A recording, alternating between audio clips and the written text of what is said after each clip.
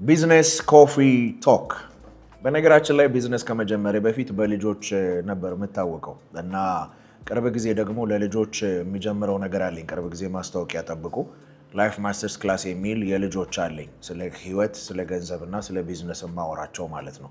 እዚህ ክረምት ላይ የማዘጋጀው ነገር አለኝ። እሱን ጠብቁኝ። የምትፈልጉ ሰዎች ደግሞ እፈልጋለሁ ብላችሁ ኮሜንት ላይ ጻፉልኝ። ኮንታክት እናደርጋቸዋለን። ከልጆች አንጻር ላወራ ስለሆነ ነው።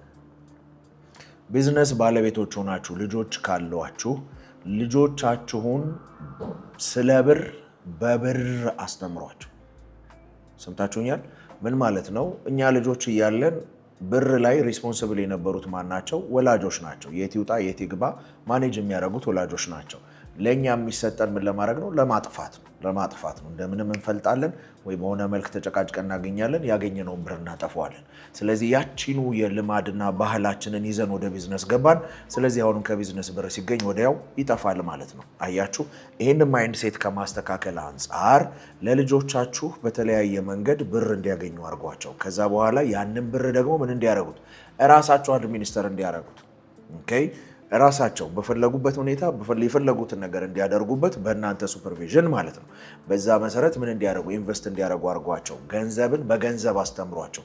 ገንዘብን በቲዮሪ አታስተምሯቸው። ገንዘብ በቲዮሪ ልትማሩት ስለማትችሉ ማለት ነው። እና ፕሊስ ለልጆቻችሁ ይሄን ነገር አድርጉ። ለምን? ገንዘብን እንዴት ማድረግ እንዳለባቸው እየገባቸው ልጆች ካደጉ እመኑኝ ቢዝነሳቸው ጤነኛ ይሆናል። ለምን? 96% የሚሆኑት ቢዝነሶች ፌል የሚያደርጉት ምናቸው ስለማይችሉ ነው? ካሽ ፍሎ ማኔጅመንት ስለማይችሉ ነው። ስለዚህ ልጅህን ከታች ጀምሮ ካስተማርከው ድርጅት ቢጀምር ሰርቫይቭ እንዲያደርግ ትልቅ ቱል ሰጥተኸዋል ማለት ነው። ስለዚህ ምን አልኳችሁ? ልጆቻችሁን ስለ ብር በብር አስተምሯቸው። መልካም ይስራቅ።